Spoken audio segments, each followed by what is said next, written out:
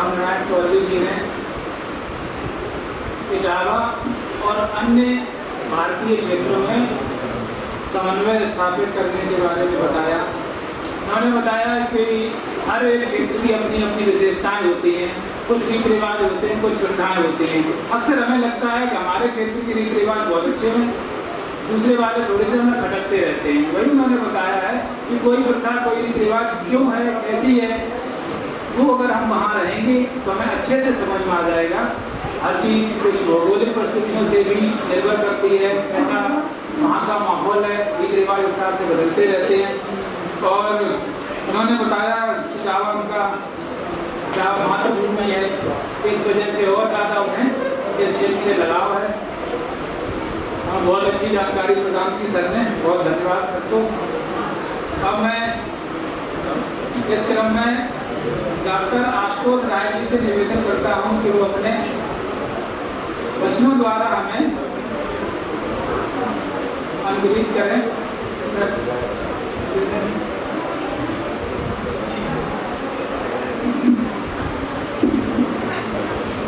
आज की इस 2 दिवसीय राष्ट्रीय संगोष्ठी के संरक्षक आदरणीय प्राचार्य सर, संयोजक और आयोजन सचिव डॉक्टर रमाकांत राय सर, मंच पर उपस्थित अतिथिगण, श्रोता दीर्घा में उपस्थित विद्वत परिषद एवं प्यारे बच्चे, मुझे यहाँ पर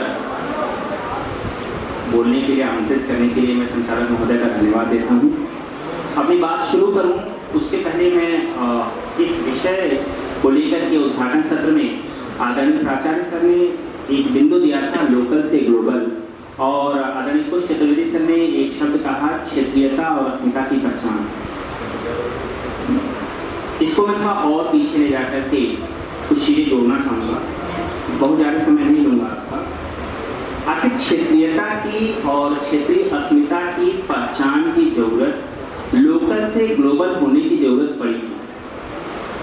भारत में 1992 में जब उदारीकरण का दौर शुरू हुआ, एलपीजी का फार्मूला लागू किया गया, तो एक डर पैदा हुआ कि कहीं ऐसा ना हो कि विश्व ग्राम की संकल्पना में, ग्लोबल विलेज की संकल्पना में जो आर्थिक शक्तियां, जो बहुराष्ट्रीय कंपनियां हैं, जिनके पास विश्व का एक बहुत बड़ा धन जिनके हाथ में संकलित हैं, वो अपने धन का प्रसार इस तरह न करें कि हमारा जो बहुसांस्कृतिक कलेवर है, हमारे भारत की जो बहुसांस्कृतिक कलेवर है, वो नष्ट होकर एक सांस्कृतिक कलेवर में, एक आयामी सांस्कृतिक कलेवर में न ढलता है। और ये डर कहीं न कहीं सच भी साबित हुआ। कैसे? उसको हम एक उदाहरण से समझें।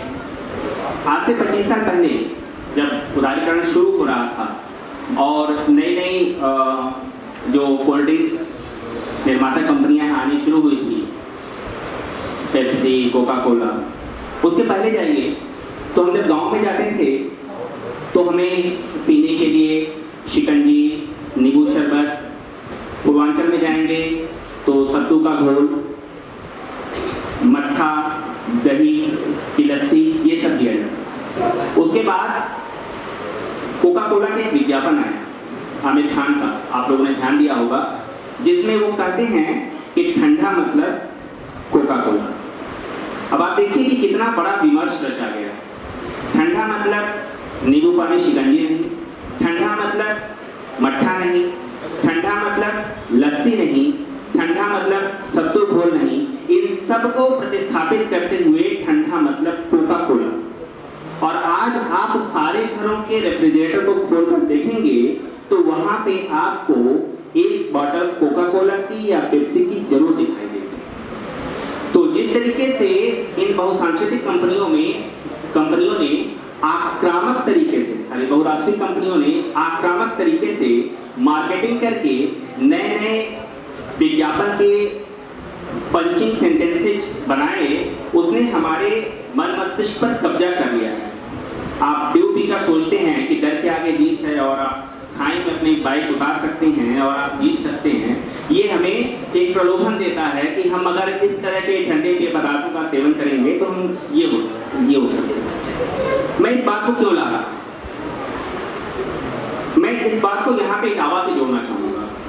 7 सालों तक मैं बगल के जिले फिरोजाबाद में काम करता रहा और इटावा को केवल उसके राजनीतिक हलचलों की वजह से हम जानते रहे, और चूंकि मैं खुद पूर्वांचल का हूँ तो इटावा का परिचय हमारे लिए केवल इतना ही था कि वो यहाँ के 2 मुख्यमंत्रियों की कार्यस्थली रही है, जन्मस्थली रही है, अंशु। पहली बार आदरणीय कुश चतुर्वेदी सर के संबोधन में मैंने जाना कि इसका कितना पौराणिक महत्व है। यज्ञ आदि में प्रयुक्त होने वाले ईंटों का निर्माण इस क्षेत्र से शुरू हुआ, इसलिए इसको इष्टिकापुरी कहा गया। ये चीज हमारे लिए नई है। ये है लोकल को ग्लोबल करना।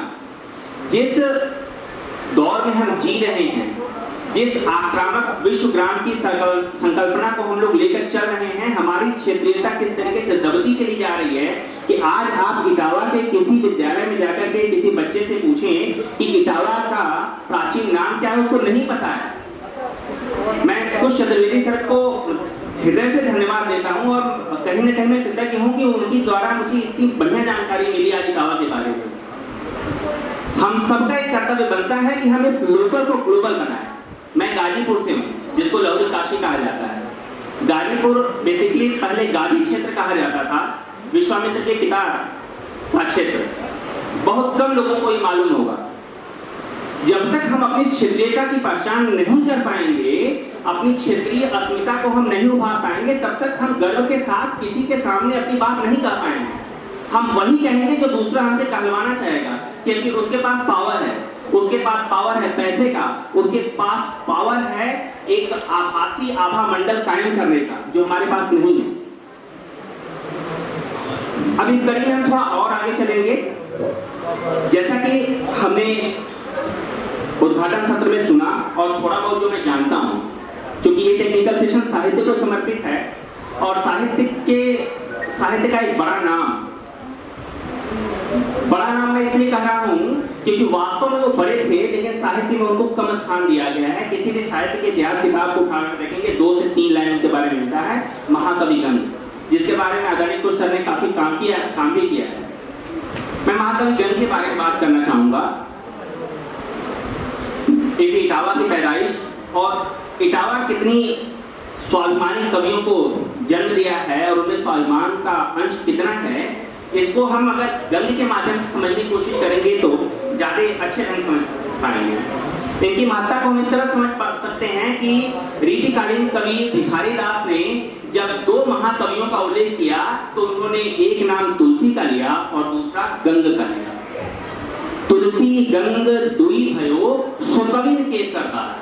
सुकवियों के सरदार केवल 2 ही कवि हैं, एक है तुलसी और दूसरे हैं गंग। तो ऐसा क्या हुआ कि गंग हमारे साहित्य के इतिहास में केवल 2 से 3 पंक्तियों में सिमट गए। रीतिकाल के ढेर सारे कवि, मध्यकाल के ढेर सारे कवियों को हमने पढ़ा है और हमने गंग को क्लास 12 तक केवल इतना जाना कि हिंदी की पहली गद्य रचना चंद छंद वर्णन की महिमा के रचनाकार कवि गंग है। ये हम क्लास 12 तक जानते रहे। जब हम बीए में आए और साहित्य का इतिहास पढ़ा तब 2 लाइन और हम पढ़ पाए कि अकबर के दरबारी कवि थे और समस्या पूर्ति बहुत अच्छा लिखते थे। इसके अलावा हम लोग कुछ नहीं जान पाए। क्या कभी आप लोगों ने सोचा कि इतना बड़ा कवि जो इस जमीन का है उसको क्यों स्थान नहीं मिल पाया? हर स्वाभिमानी कवि को जो अपने स्वाभिमान से समझौता नहीं करता है उसको बहुत कम जगह दी जाती है, क्योंकि वह अपने राजा की उसका प्रशंसा नहीं कर सकता।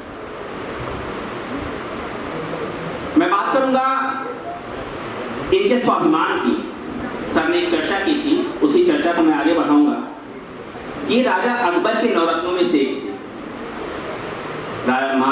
जो मुगल सल्तनत का सबसे बड़ा बादशाह था राजा अकबर, उसके नवरत्नों में एक थे और राजा टोडरमल, मान सिंह, अब्दुल रहीम खान खाना इनके बहुत बड़े प्रशंसक थे। समस्या पूर्ति लिखने में अपने समय के सबसे बेजोड़ कवि माने जाते थे। समस्या पूर्तियां क्या हैं आप लोग शायद जानते हो। बस सूचना के लिए मैं बताना चाहूँगा कि कवियों की जब गोष्ठी जमती थी तो उनके बीच समस्या एक उछाल दी जाती थी। एक कविता के, कवित्व के या दोहे के पद के एक चरण के रूप में एक समस्या उछाल दी जाती थी। कवियों को उस चरण को लेकर के पूरा का पूरा कवित्व रचना होता था। तो एक बार जो हम लोग सुनते हैं कहानी, पढ़ते हैं, एक बार महाराज अकबर ने समस्या पूर्ति उछाली और वो समस्या पूर्ति का अंतिम पद था कि सब मिल आस करें अकबर। हाँ, सब मिली आस करें अकबर की। अब जब समस्या पूर्ति का दौर शुरू हुआ तो सारे लोगों ने अकबर की विशाल महानता का वर्णन करते हुए अंत में सब मिली आस करी अकबर की जोड़ा, लेकिन गंग ने ऐसा नहीं किया। उन्होंने अपने लिए आस या विश्वास का एकमात्र पैमाना ईश्वर को माना। और अच्छे ढंग से समझा पाएंगे वो जो पंक्ति है जिसमें वो कहते हैं कि लास्ट पंक्ति कहते हैं, जिनको हरि की परतीति नहीं ते आस करे अकबर की, तय आस करे अकबर की। मतलब जिनको हरि का विश्वास न हो वो अकबर पर विश्वास करे। ये सुनकर अकबर बहुत क्रोधित हुए और कहा जाता है कि उन्होंने ये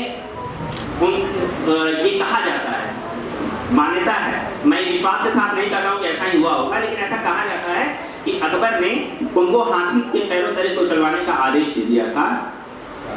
और जब वो अंतिम समय सभा को छोड़कर जा रहे थे तब उन्होंने एक दोहा कहा था, और वो दोहा हमारे मन में सिहरन पैदा कर देता है कि कैसे एक स्वाभिमानी कवि जब मृत्यु की तरफ जा रहा है तो उसके मन में डर नहीं। वो कहता है, कबहु न भड़ुआ रण चढ़े, कबहु न बाजी बम, सकल सभा प्रणाम करी, विदा हो तो कभी कभी। ये उस गंग की महानता है जो जिसको पता है कि वो मरने वाला है लेकिन गिड़गिड़ाता नहीं है। ये पहला स्वाभिमान हम देखते हैं जो एक कवि के मन में पैदा होता है। और कहीं न कहीं ये परंपरा हमें स्वतंत्रता आंदोलन के दौरान जो पैदा हो रहे कवि थे उनके भीतर उस प्रेरणा स्रोत के तौर पे हम उनको जोड़ सकते हैं। ये स्वाभिमान के साथ साथ एक और बिंदु मैं छूना चाहूंगा गंग की, वो है उनका भाषिक सौंदर्य। ब्रज भाषा के कवि थे और ये लगभग एरिया ब्रज क्षेत्र में आता है, क्योंकि इटावा बोलियों का जंक्शन भी है, उधर से मुंदेली चली आती है। अभी सर ने बताया कि गांव है जहाँ के 800 परिवारों ने अवधि को संरक्षित कर रखा है, तो अवधि भी है, मुंदेली भी है, इधर से कन्नौजी भी चला आ रहा है। मूलतः हम मान कर चलते हैं कि ये ब्रज भाषा है। और रीति काल में चूंकि ब्रज एक बोली न रहकर के भाषा बन गई थी अपने भौगोलिक विस्तार के कारण, तो उस ब्रज भाषा की प्रखरता को हम उनके समस्या पूर्ति से देखने की कोशिश करेंगे। शब्द दो प्रकार के होते हैं, हम लोग बचपन से पढ़ते आए हैं, सार्थक और निरर्थक। और जब निरर्थक शब्द भी किसी वाक्य में प्रयुक्त होकर के अर्थ देने लगते हैं तो शब्द शब्द न लाकर के पद बन जाते हैं। एक समस्या पूर्ति रखी गई थी और उस समस्या पूर्ति का अंतिम पद था ठननम ठननम ठननम। तो अब ये समस्या पूर्ति कैसे पूरा करते हैं गंग, और मैं इसे ठननम शब्द पर आऊंगा।